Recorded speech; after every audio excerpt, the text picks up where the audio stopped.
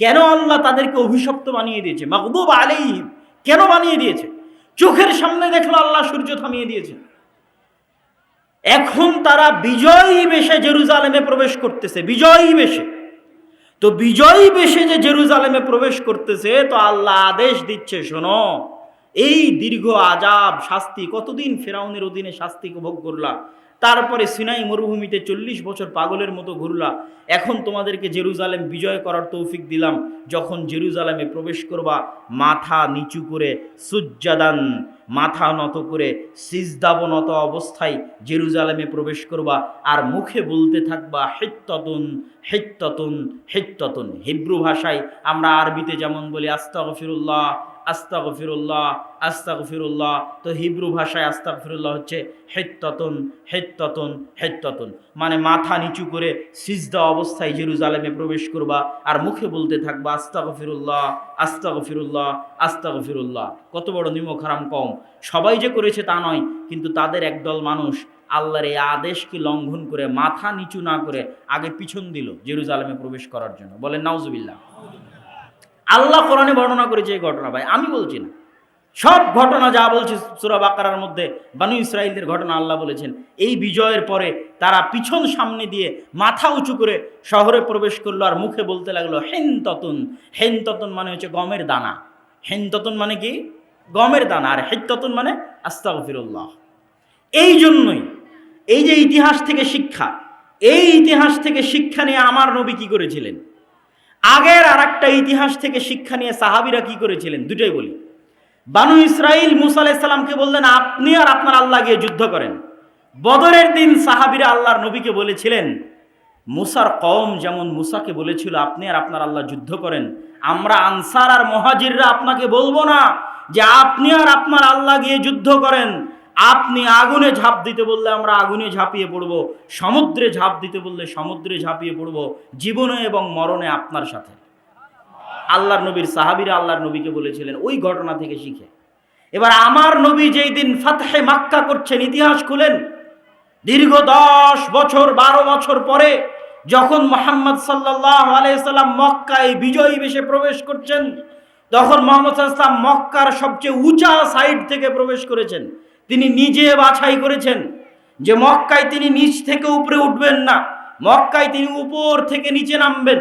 কোন দিক দিয়ে নামলে মক্কায় উপর থেকে নামা যাবে সেটা সেই জায়গা বাছাই করে তিনি মক্কার উপরের সাইড দিয়ে, এবার উট যখন ধীরে ধীরে মক্কায় নামতেছে, তখন মুহাম্মদ সাল্লাল্লাহু আলাইহি ওয়াসাল্লামের মাথা উটের যে হাওদাজ থাকে সেই হাওদাজের উপর ঠেকিয়ে দিয়েছেন, সিজদাবনত অবস্থায় মুখে আল্লাহর জিকির আজকার এবং তাসবিহ তাহলিল পড়তে পড়তে মুহাম্মদ সাল্লাল্লাহু আলাইহি ওয়াসাল্লাম মক্কা শহরে প্রবেশ করেছেন। বলেন আল্লাহু আকবার। এটা হলো ইতিহাস থেকে শিক্ষা। তাহলে বনী ইসরাঈলের সাথে কি ঘটতেছে তা থেকে আপনাকে শিখতে হবে। এরা এই কওম আল্লাহর এত দয়া দেখার পর এত বড় নিমক হারাম কেমনে হয়ে গেল? এরা তো নবীদেরই সন্তান ছিল, কেমনে এত বড় নিমক হারাম হয়ে গেল, এত বড় নাশুকর হয়ে গেল কেন? তার কারণ আমি যখন মুসলমানদের অবস্থা দেখি যে মুসলমানেরা পৃথিবীতে কেন এত অধপতনে চলে গেল, এত নিচে নেমে গেল, তখন বিশেষ করে ইউরোপ সফরের পর আমার কাছে এটা পরিষ্কার হয়েছে বানু ইসরাঈলের অবস্থা আর মুসলমানদের অবস্থা পার্থক্য কি। বানু ইসরাঈল যে ওই যে 300 বছর ফেরাউনের গোলামি করেছে, গোলামিতে স্বভাব নষ্ট হয়ে গেছে। কথা কি বুঝতে পারছেন? মানুষ যখন স্বাধীন থাকে, টাকা পয়সা থাকে, ক্ষমতা থাকে, তখন হৃদয় প্রশস্ত থাকে, হিম্মত উঁচু থাকে, অন্তর প্রশস্ত থাকে, হিম্মত উঁচু থাকে। যখন আপনি গোলাম, পালিয়ে বেড়াচ্ছেন, লুকিয়ে বেড়াচ্ছেন, খাওয়ার জায়গা নাই, থাকার জায়গা নাই, তখন আস্তে আস্তে অন্তর ছোট হয়ে যায়। ছোট হতে হতে তা আবার কত বছর? 200 থেকে 300 বছর অন্তর ছোট হয়ে গেছে। অন্তর ছোট হয়ে চরিত্র বিকৃত হয়ে গেছে। ঠিক আজকের মুসলমানদের, সারা বিশ্বের মুসলমানদের যে অধপতন, তার কারণ হচ্ছে আজ থেকে 60-70 বছর আগে 2-1টা মুসলিম দেশ বাদে সবগুলো মুসলিম দেশ প্রায় 150 থেকে 200 বছর ঔপনিবেশিক শাসন আমলের অধীনে ছিল, কলোনিয়াল সিস্টেম। আমরা ভারত, পাকিস্তান, বাংলাদেশ ছিলাম ব্রিটিশদের অধীনে 190 বছর। আমাদের স্বভাব চরিত্র যে বিকৃত হয়ে গেছে, ওই 190 বছর আগের যারা মুসলমান তারা আমার আপনার মতো ছিল না। ওই 190 বছর আগের মুসলমানের হিম্মত ছিল, হৃদয় প্রশস্ত ছিল, লক্ষ্য স্থির ছিল। আমাদের চরিত্র বিকৃত হয়ে গেছে 190 বছরে। গোলামি করতে করতে, ব্রিটিশদের গোলামি করতে করতে আমরা মেন্টালি জন্মগত বাই বর্ন গোলাম। আমরা এখনো ভারত, পাকিস্তান, বাংলাদেশের মুসলমানেরা জন্মগত গোলাম। ওই 190 বছরের ট্রমা কেউ যখন দেখে যে তার চোখের সামনে খুব ভয়ঙ্কর কিছু ঘটেছে, ও ট্রমায় ভুগে। তো মুসলমানেরা ওই 190 বছর গোলামির ট্রমা থেকে বের হতে পারেনি। এটা আরো অনুভব করলাম কখন, যখন দেখলাম যে ফ্রান্সের রাজধানী প্যারিসের আইফেল টাওয়ারের সামনে রাত 12টা-1টায় যারা সিগারেট খাচ্ছে সবই মুসলমান, যারা মদ এবং জুয়া খেলতেছে সবই মুসলমান। তো ওরা একটাও ইন্ডিয়া, পাকিস্তান, বাংলাদেশের মুসলমান নয়। তাহলে কোথাকার মুসলমান? ওই ফ্রান্স যেই দেশ শাসন করত ঔপনিবেশিক শাসন আমলে, ওই দেশের মুসলমান। আলজেরিয়া, মরক্কো, নাইজেরিয়া তথা আফ্রিকান কান্ট্রি ফ্রান্স শাসন করত।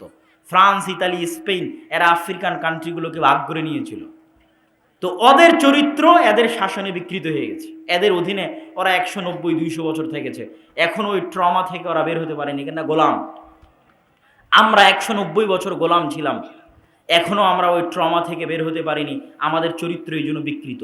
তো ওরা 300 বছর গোলাম ছিল ফেরাউনের, এই জন্য সকাল সন্ধ্যা নিমক হারামি করতেছে, ছোট লোকের মতো কথা বলতেছে নবীর সাথে আর আল্লাহ সুবহানাহু তাআলার সাথে। আমাদের অবস্থাও আজ অনুরূপী।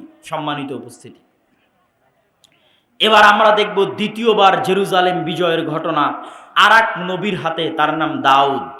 দাউদ আলাইহিস সালাতু ওয়াস সালামের নাম শুনেছেন?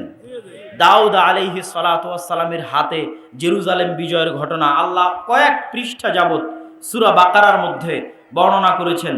আল্লাহ সুবহানাহু ওয়া তাআলা শুরু করেছেন সূরা বাকারার 243 নম্বর আয়াতে, আর গিয়ে শেষ করেছেন প্রায় বলা চলে 252-53 নম্বর আয়াতে গিয়ে আল্লাহ সুবহানাহু ওয়া তাআলা শেষ করেছেন পুরো 2 পৃষ্ঠা।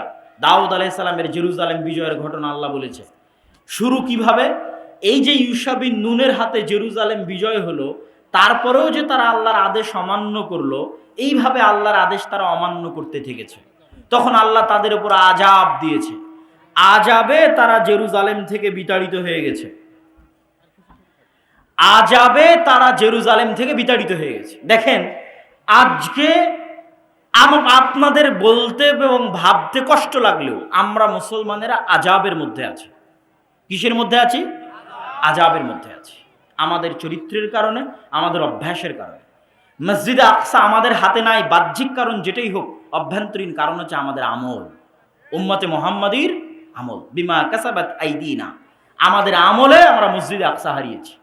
আমাদের তাকওয়া, পরহেজগারিতার অভাব এবং গুনাহের কারণে আমরা মসজিদে আকসা হারিয়ে দিয়েছি। তো ওদের উপর আল্লাহ আযাব পাঠালেন, জেরুজালেম থেকে বিতাড়িত করে দিলেন, ঘর বাড়ি ছাড়া হয়ে গেল। আজ আমাদের মুসলমান ভাইয়েরা ঘর বাড়ি ছাড়া আছে, মিলবে, একদম হুবহু মিলবে। ওই ঘর বাড়ি ছাড়ার কথা এটার মধ্যেও পাবেন। এই জেরুজালেমের কথাই বলবে যে কেমনে তারা ঘর বাড়ি ছাড়া হয়েছে। ঘর বাড়ি ছাড়া অবস্থায় জীবনযাপন কাটাতে কাটাতে ক্লান্ত হয়ে গেছে। তৎকালীন নবী শামুয়েলকে গিয়ে বলছে, আপনি আল্লাহর কাছে দোয়া করেন না, আল্লাহ আমাদের জন্য একজন শক্তিশালী বাদশাহ পাঠাক, যেন আবার আমরা জেরুজালেম বিজয় করতে পারি।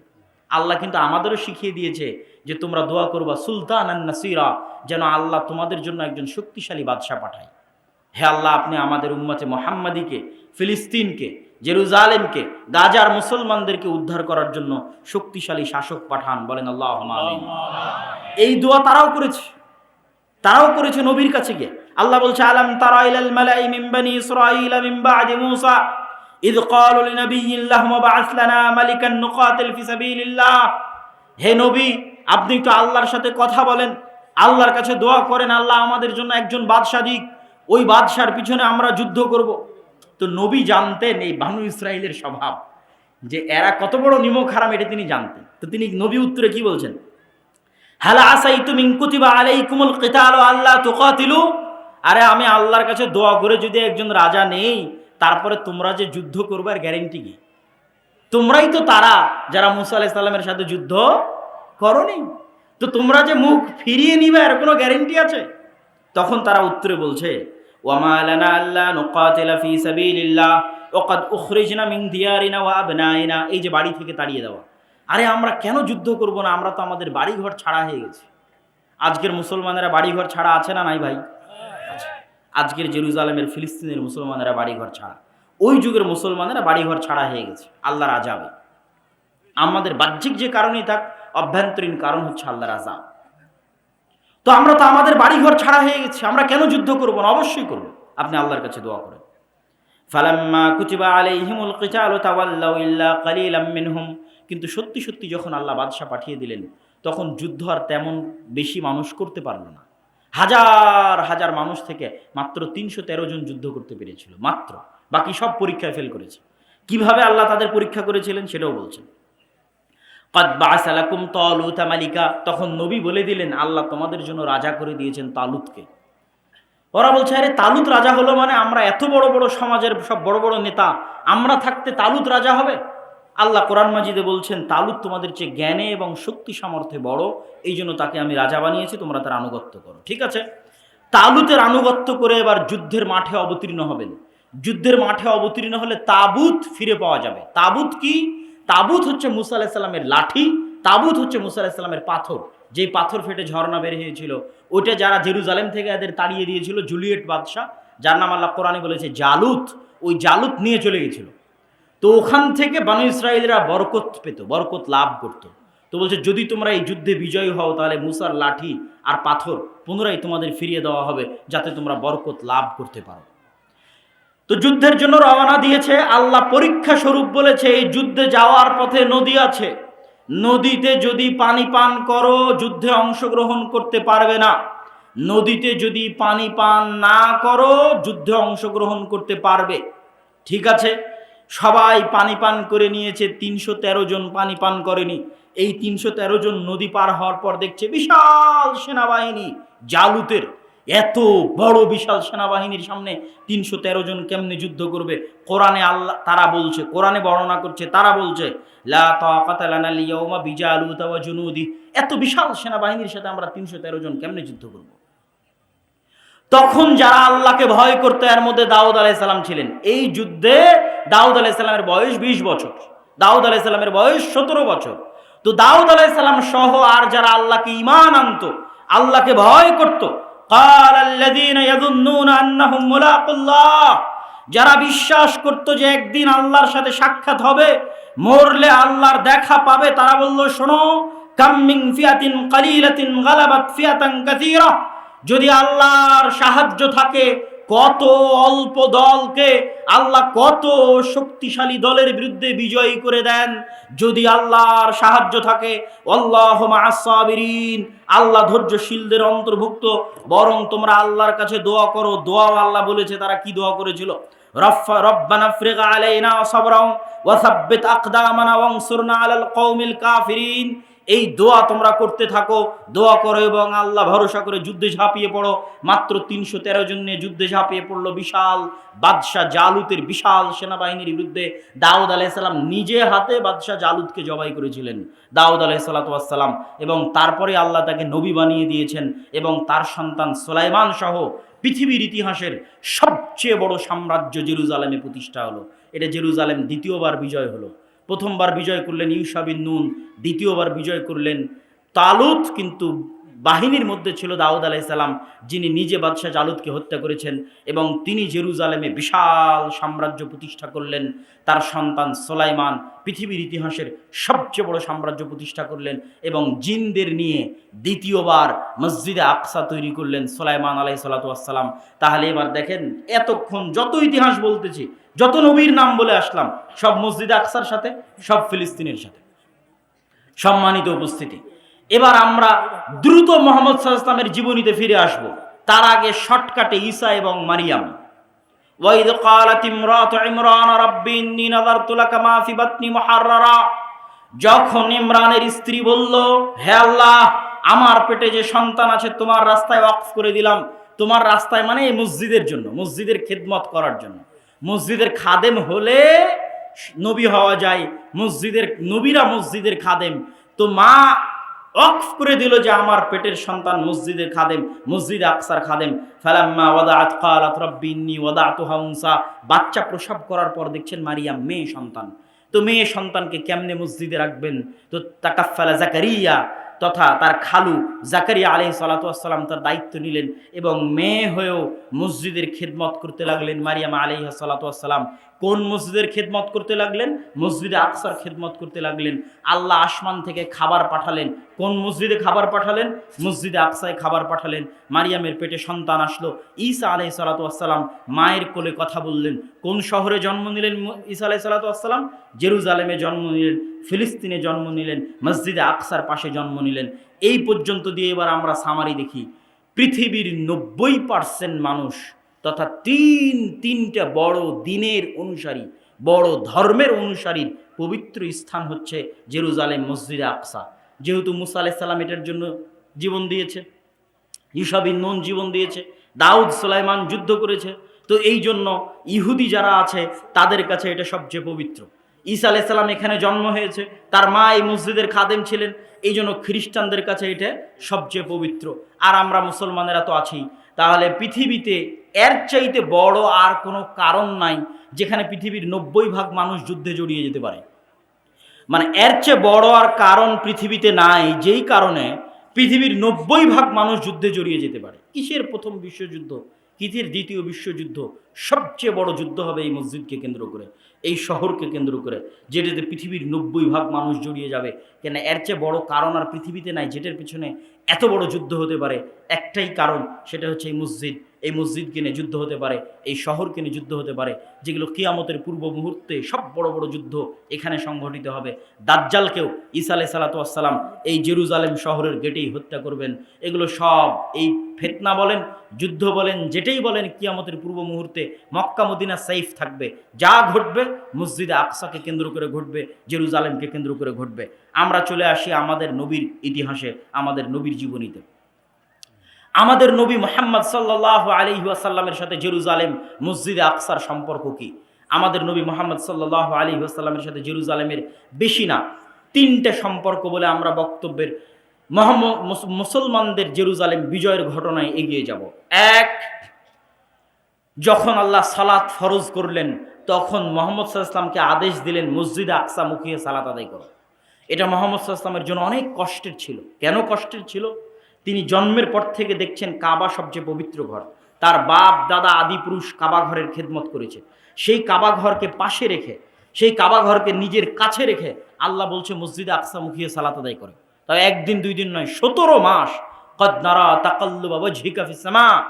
আর আল্লাহর নবী বারবার আসমানের দিকে চাইতে থাকলেন কখন আল্লাহর ওহী আসবে, মসজিদে আকসা পরিবর্তন হয়ে কাবা কিবলা হয়ে যাবে। কিন্তু শুরু করলেন আল্লাহ মসজিদে আকসা দিয়ে। এটা ছিল মদিনায় অবস্থানরত ইহুদি, মদিনায় অবস্থানরত খ্রিস্টানদের কাছে মেসেজ যে এটা হচ্ছে দ্বীনে হক। তোমরা যেই মসজিদে আকসাকে পবিত্র মনে করো, সেই মসজিদে আকসাই মুসলমানদের প্রথম কিবলা। বলেন আল্লাহু আকবার। এটা আল্লাহ সুবহানাহু ওয়া তাআলার হিকমা যে মুসলমানদের প্রথম কিবলা, মুসলমানদের প্রথম মসজিদ, যেই মসজিদ মুখী হয়ে তৈরি হয়েছে সেটা মসজিদে আকসা। মুহাম্মদ সাল্লাল্লাহু আলাইহি ওয়াসাল্লামের জীবনে দ্বিতীয় ঘটনা, সুবহানাল্লাযী আসরা বিআবদিহি লাইলাম মিনাল মাসজিদিল হারামি ইলাল মাসজিদিল আকসা আল্লাযী বারাকনা হাওলা। ওই সত্তার পবিত্রতা বর্ণনা করছি যিনি তার বান্দা মুহাম্মদ সাল্লাল্লাহু আলাইহি ওয়াসাল্লামকে মসজিদে হারাম মক্কার কাবা থেকে রাতের বেলা সফর করিয়েছেন মসজিদে আকসায়। কোন মসজিদে আকসাই? আল্লাযী বারাকনা হাওলা, যেই মসজিদে আকসার চারিদিকে আমি আল্লাহ বরকত দিয়ে ঘিরে রেখেছি। বলেন আল্লাহু আকবার। কোরআনের আয়াতের অনুবাদ করলাম। কোরআনের আয়াতে আল্লাহ বলছেন মসজিদে আকসার চারিদিকে আমি বরকত দিয়ে ঘিরে রেখেছি, বারাকনা হাওলা। তাহলে মুহাম্মদ সাল্লাল্লাহু আলাইহি ওয়াসাল্লাম কাবা থেকে সরাসরি তিনি আসমানে যাননি, কাবা থেকে তিনি মসজিদে আকসায় গেছেন, মসজিদে আকসা থেকে তিনি আসমানে গেছেন। এটা মুহাম্মদ সাল্লাল্লাহু আলাইহি ওয়াসাল্লামের জীবনের দ্বিতীয় ঘটনা। মসজিদে আকসায় তিনি বোরাক বেঁধেছেন, ওই বোরাক বাঁধার জায়গা এখনো আছে। মসজিদে আকসায় তিনি নবীদের ইমামতি করে সালাত আদায় করিয়েছেন। সম্মানিত উপস্থিতি, মুহাম্মদ সাল্লাল্লাহু আলাইহি ওয়াসাল্লামের জীবনের তৃতীয় ঘটনা, হুদায়বিয়ার সন্ধির পরে মক্কার কাফের এবং মুশরিকেরা ব্যবসায়িক উদ্দেশ্যে গেছে ফিলিস্তিনে, জেরুজালেমে।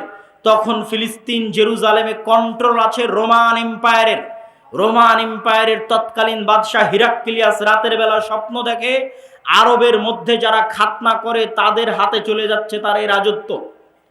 ঘুম থেকে হন্তদন্ত হয়ে উঠে টানা কয়েকদিন এই স্বপ্ন দেখেছে। সে জানতো ইহুদিরা বাদে আর কেউ খাতনা করে না। সাথে সাথে খুঁজতে পাঠালো এই শহরে এখন কোনো আরব আছে কিনা। খুঁজে দেখা গেল আবু সুফিয়ান রাদিয়াল্লাহু তাআলা আনহু, যিনি তখন কাফের এবং যিনি তখন আবু জাহালের জায়গায় দায়িত্ব পালন করছেন, মক্কার কাফের মুশরিকদের সর্দার, আল্লাহ রাসূলের বিরুদ্ধে কয়েকটা যুদ্ধে নেতৃত্ব দিয়েছেন, ওহুদের যুদ্ধে নেতৃত্ব দিয়েছেন, খন্দকের যুদ্ধে নেতৃত্ব দিয়েছেন, আল্লাহ রাসূলের মুখোমুখি যুদ্ধে নেতৃত্ব দিয়েছেন আবু সুফিয়ান রাদিয়াল্লাহু তাআলা আনহু। হুদায়বিয়ার সন্ধির পরে তিনি তখন ফিলিস্তিনে ব্যবসা করতে গেছেন। তাকে ধরে নিয়ে আসা হলো। রোমান বাদশাহ হিরাক্লিয়াস তাকে জিজ্ঞেস করতে লাগলেন, ঘটনা শোনাও। তিনি বললেন, ঘটনা এই। তখন রোমান বাদশাহ হিরাক্লিয়াস কয়েকটা প্রশ্ন করলো, তার মধ্যে দুটো প্রশ্ন করে আমরা বক্তব্য সামনের দিকে এগিয়ে নিয়ে যাব। দুটো প্রশ্নের একটা প্রশ্ন হচ্ছে, আমাকে বলো মুহাম্মাদের পূর্বে তার বংশে অতীতে তোমাদের কোরাইশ বংশে, বানু হাশিম বংশে, ইসমাইলের বংশে অতীতে আর কেউ কোনোদিন কি নবী দাবি করেছিল? আবু সুফিয়ান বললেন, না, অতীতে তো দীর্ঘ 2-3 হাজার বছরে ইসমাইলের বংশে কেউ কোনোদিন নবী দাবি করেনি। বাদশাহ হিরাক্লিয়াস বললেন, যদি আগে কেউ নবী দাবি করে থাকতো আমি বলতাম মুহাম্মদ সাল্লাল্লাহু আলাইহি ওয়াসাল্লাম অন্যের দেখা দেখি নিজে নবী দাবি করেছে। অতীতে যেহেতু ইসমাইলের বংশে কেউ নবী দাবি করেনি, অতএব এটা বলার সুযোগ নাই যে মুহাম্মদ দেখা দেখি নবুয়তের দাবি করেছে। এবার আমাকে শোনাও, তোমাদের বংশে বানু ইসমাইলে, কোরাইশে, বানু হাশিমে কেউ কি কোনোদিন রাজা বাদশাহ ছিল? আবু সুফিয়ান উত্তরে বলছে, না, আমাদের বংশে কেউ তো কোনোদিন রাজা বাদশাহ ছিল না। বাদশাহ হিরাক্লিয়াস বলছে, যদি বলতে যে মুহাম্মাদের অতীতে সাল্লাল্লাহু আলাইহি ওয়াসাল্লাম কেউ কোনোদিন রাজা বাদশাহ ছিল, তাহলে আমি বলতাম নিজের বাপদাদার রাজত্ব ফিরে পাওয়ার জন্য নবুয়তের ভান ধরেছে। কিন্তু আগে তো কেউ রাজা বাদশাহ ছিল না, তাহলে ভান ধরার তো প্রয়োজন নাই, তাহলে ঘটনা কিছু আছে। তারপরে একের পর এক জিজ্ঞাসা যখন শেষ, তখন বাদশাহ হিরাক্লিয়াস ঘোষণা করতেছে। কে ঘোষণা করতেছে? তৎকালীন বিশ্বের সবচেয়ে শক্তিশালী এম্পায়ারের রাষ্ট্রপ্রধান। মনে করেন আজকের পৃথিবীর সবচেয়ে শক্তিশালী রাষ্ট্র যদি আমেরিকা হয়, তাহলে আমেরিকার রাষ্ট্রপ্রধান কোথায় বসে ঘোষণা করতেছে? জেরুজালেমে মসজিদে আকসার পাশে বসে ঘোষণা করতেছে। কার সামনে ঘোষণা করতেছে? আল্লাহর নবীর সবচেয়ে বড় শত্রু মক্কার কাফের মুশরিকদের সর্দারের সামনে বসে ঘোষণা করতেছে, জেরুজালেমে বসে ঘোষণা করতেছে। তৎকালীন বিশ্বের সবচেয়ে বড় এম্পায়ারের শাসক ঘোষণা করতেছে, আবু সুফিয়ান, তুমি যা বললে তা যদি সত্য হয়, তাহলে মাউযিআ কাদামাইয়া তাহতা মাউযিআ কাদামাইয়া, আমার পায়ের নিচে যে মাটি আছে, এই মাটি একদিন মুহাম্মাদের অনুসারীদের দখলে চলে যাবে। আল্লাহ, এটাই মসজিদ আকসার মাটি, এটাই জেরুজালেমের মাটি। তাহলে এর চেয়ে বড় ভবিষ্যৎবাণীর আর প্রয়োজন নাই। সম্মানিত উপস্থিতি, মুহাম্মদ সাল্লাল্লাহু আলাইহি ওয়াসাল্লাম তার জীবনে দুইটা যুদ্ধ করেছেন জেরুজালেম বিজয় করার জন্য, মুতা এবং তাবুকের যুদ্ধ। এটা অনেকেই আপনাকে এভাবে বলে দিবে না। কেন আমি বললাম এটা জেরুজালেম বিজয়ের জন্য যুদ্ধ? মুতা এবং তাবুকের যুদ্ধ হয়েছিল রোমানদের বিরুদ্ধে। আর আরবের সবচেয়ে কাছে রোমানদের সবচেয়ে বড় হেডকোয়ার্টার ছিল জেরুজালেমে। আপনি যদি বাংলাদেশের বিরুদ্ধে যুদ্ধ করেন, তাহলে এটাও বলা যাবে যে ঢাকার বিরুদ্ধে যুদ্ধ। অনেক সময় দেশের নামের জায়গায় রাজধানীর নাম বলে দেওয়া হয়। ভারতের জায়গায় দিল্লি, বাংলাদেশের জায়গায় ঢাকা, ঢাকার বিরুদ্ধে যুদ্ধ। তাহলে জেরুজালেমের বিরুদ্ধে যুদ্ধ, রোমান না বলে বলেন জেরুজালেমের বিরুদ্ধে যুদ্ধ। কেননা এই যুদ্ধ দুটো হয়েছিল রোমানদের বিরুদ্ধে, আর রোমানদের হেডকোয়ার্টার ছিল তৎকালীন জেরুজালেম। আর মুতার যুদ্ধ ছিল জেরুজালেম থেকে মাত্র 100 কিলোমিটারের ব্যবধানে, যেই যুদ্ধে পরপর 3 জন সাহাবী শহীদ হয়েছে।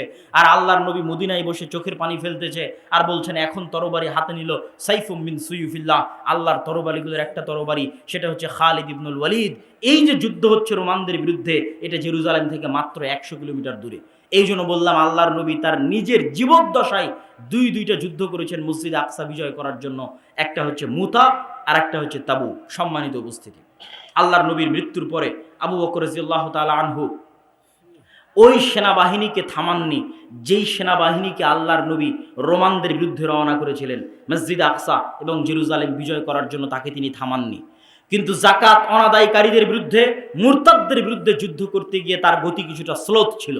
ওমর রাদিয়াল্লাহু তাআলা আনহু ক্ষমতা পাওয়ার পরে জেরুজালেম বিজয় করার জন্য, মসজিদ আকসা বিজয় করার জন্য পৃথিবীর ইতিহাসের সবচেয়ে বড় যুদ্ধ জেরুজালেম বিজয়ের জন্য মুসলমানদের যে বড় বড় দুটো যুদ্ধ, একটা সালাহুদ্দিন আইয়ুবী যুদ্ধ করেছিলেন হিত্তিনে, আর একটা এখন ওমর রাদিয়াল্লাহু তাআলা আনহুর খেলাফত আমলে হচ্ছে ইয়ারমুকের যুদ্ধ। ইয়ারমুকের যুদ্ধে রোমানদের সেনাবাহিনীর সদস্য ছিল 3 লক্ষ, আর ইয়ারমুকের যুদ্ধে মুসলমানদের সদস্য ছিল মাত্র 12,000। এটা হচ্ছে মসজিদে আকসা বিজয় করার জন্য সবচেয়ে বড় যুদ্ধ। তৎকালীন প্রধান সেনাপতি আবু উবাইদা ইবনুল জাররাহ, আগের সেনাপতি ছিল খালিদ বিন ওয়ালিদ। ওমর রাদিয়াল্লাহু তাআলা ক্ষমতায় এসে খালিদ বিন ওয়ালিদকে তার পদ থেকে পদচ্যুতি করান। পদচ্যুতি করে প্রধান সেনাপতির দায়িত্ব দেন আবু উবাইদা ইবনুল জাররাহকে। যদিও খালিদ বিন ওয়ালিদ মুজাহিদ হিসেবে যুদ্ধ করছে, সাধারণ ডেপুটি, সে প্রধান army chief, deputy army chief হিসেবে যুদ্ধ করতেছে, আর প্রধান আর্মি চিফ হচ্ছেন আবু উবাইদা ইবনুল জাররাহ। সম্মানিত উপস্থিতি, এই বিশাল যুদ্ধের আগে আবু উবাইদা ইবনুল জাররাহ চিঠি লিখলেন ওমর রাদিয়াল্লাহু তাআলা আনহুকে লক্ষ্য করে, আমিরুল মুমিনিন, আজকে 3 লক্ষ রোমান বাহিনীর বিরুদ্ধে মাত্র 12,000 মুসলমান নিয়ে যুদ্ধ করা সম্ভব নয়। যদি বাই চান্স যুদ্ধে পরাজয় হই, মুসলমানদের ইমান দুর্বল হয়ে যাবে, অনেক দুর্বল ইমানের মানুষ মুরতাদ হয়ে যাবে, অনেক দুর্বল ইমানের মানুষ ইসলাম থেকে মুখ ফিরিয়ে নিবে। অতএব এই যুদ্ধে হারা যাবে না, এই যুদ্ধে পরাজিত হওয়া যাবে না। আপনি মদিনা থেকে অতিরিক্ত সেনাবাহিনী পাঠান, মদিনা থেকে অতিরিক্ত মুজাহিদ পাঠান, না হলে আমরা এই যুদ্ধে পুরো পরাজিত হয়ে যেতে পারি। বিশাল 3 লক্ষ বাহিনীর সামনে 12,000 সেনাবাহিনী দিয়ে কিছুই করা সম্ভব নয়। ওমর রাদিয়াল্লাহু তাআলা আনহু ওই চিঠির উল্টা পিঠে লিখে পাঠালেন, লা তুহাউবিলান্নাকা কাসরাতাল রোম ওয়ালা তুহাউবিশান্নাকা কিল্লাতাল মুসলিমিন। তোমাদেরকে যেন ভীত সন্ত্রস্ত না করে রোমানদের সংখ্যাধিক্য, তোমাদেরকে যেন দুশ্চিন্তাগ্রস্ত না করে মুসলমানদের সংখ্যায় অল্প হওয়া, বরং জেনে রাখো আল্লাহ যার সাথে আছে তারাই সংখ্যাধিক্য, আল্লাহর সাহায্য যাদের সাথে আছে তারাই সংখ্যাধিক্য, আর আল্লাহর সাহায্য যাদের সাথে নাই তারা সংখ্যায় যতই বেশি হোক না কেন তারা সংখ্যায় অল্প, তারা যতই শক্তিশালী হোক না কেন তারা দুর্বল, তারা যতই শক্তিশালী হোক না কেন তারা দুর্বল। অতএব আল্লাহর সাহায্য তোমাদের সাথে আছে। তোমরা সংখ্যায় 12,000 হলেও তোমরাই শক্তিশালী, তোমরা সংখ্যায় 12,000 হলেও তোমরাই সংখ্যাধিক্য। অতএব তোমরা সামনের দিকে এগিয়ে যেতে থাকো। ওমর রাদিয়াল্লাহু তাআলা আনহু অতিরিক্ত কোনো মুজাহিদ, অতিরিক্ত কোনো সেনাবাহিনী না পাঠিয়ে চিঠির উল্টা পিঠে আদেশ দিয়ে পাঠালেন। সম্মানিত উপস্থিতি, আবু উবাইদা ইবনুল জাররাহ এই চিঠি হাতে পেয়ে চিন্তাগ্রস্ত হয়ে গেলেন। 12,000 সেনাবাহিনী নিয়ে কিভাবে 3 লক্ষ সেনাবাহিনীর বিরুদ্ধে যুদ্ধ করবেন? চিন্তাগ্রস্ত হয়ে যাওয়ার পরে তিনি খালিদ বিন ওয়ালিদের সাথে পরামর্শ করছেন। খালিদ বিন ওয়ালিদ পরামর্শ দাও, আমিরুল মুমিনিন খলিফাতুল মুসলিমিন কাউকে পাঠাননি, আমরা 12,000 মানুষ কেমনে 3 লক্ষের বিরুদ্ধে যুদ্ধ করব? খালিদ বিন ওয়ালিদ বললেন, আবু উবাইদা ইবনুল জাররাহ, আপনি যদি কিছু মনে না করেন আমি একটা কথা বলি, আমার কথা আপনি রাখবেন। আবু উবাইদা ইবনুল জাররাহ বললেন, বলো খালিদ। খালিদ বিন ওয়ালিদ, বলো কি কথা?